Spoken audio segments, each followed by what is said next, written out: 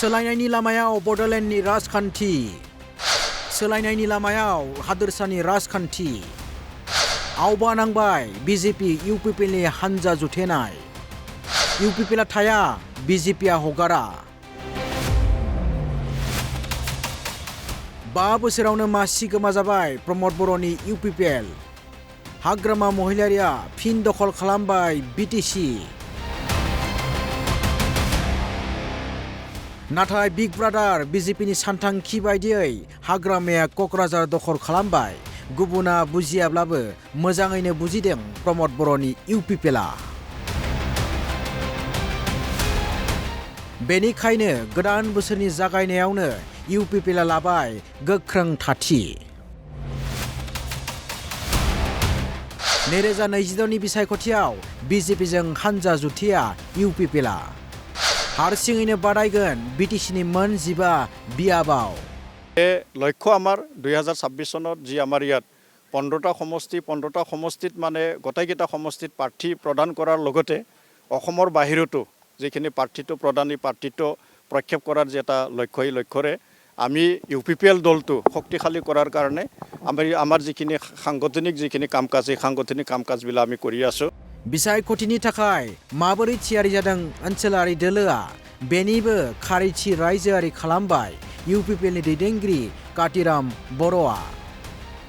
ইতিমধ্যে আমাৰ ইয়াত 5টা জন গঠন কৰি দিয়া হৈছে 5টা জন এই 5টা জনত আজি আমাৰ 3 নম্বৰ জন এই 3 নম্বৰ জনৰ ইয়াত আজি আমি সাংগঠনিক যিখিনি সভা এই সাংগঠনিক সভাটো আমি কৰিছো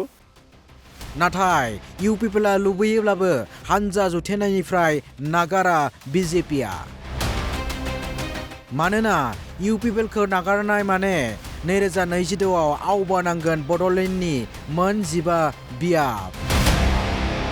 उल्थां फाल्थां जागोन दिसपुर दखलनि सानखान्थियाव बेनिखायनो बोसोरनि जागायनायावनो गिबि मन्थ्रि डक्टर हिमन्त बिश्व शर्मा बिथाङा होबाय जर'खा रादाब थाबाय थागोन BJP BPF UPPLनि हानजा जुथाय First priority will be to have a alliance where we can share seats with both UPPL and BPF. So that will be our effort. नाथाय प्रमद बर'नि UPPLआ थायाब्ला मा खालामगोन BJPआ बेनिबो राजखान्थि मावखान्थि रायजोआरि खालामबाय गिबि मन्थ्रि हिमन्त बिश्व शर्मा बिथाङा Practically, if that is not possible, then we have to request both the party that whatever seats will contest, let at least minimum on that we can fight as a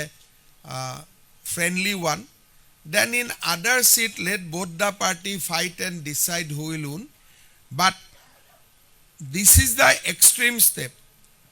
I am confident that at some point of time we will be able to bring both the party in the same platform and that effort will be continued by us. So our नाथाय BJPनि थांखिखौ गनायगोन ना UPPLआ हागोन ना BJPआ UPPLखौ लोगो खालामनो UPPLनि थाथिया थाबाय थायोब्ला अब्ला 2026आव BJPनि दिसपुर दखलनि सानखान्थियाव आवबा नांगोन बेयो फेलेंनि महर लागोन News Desk Report, Bodo Live 24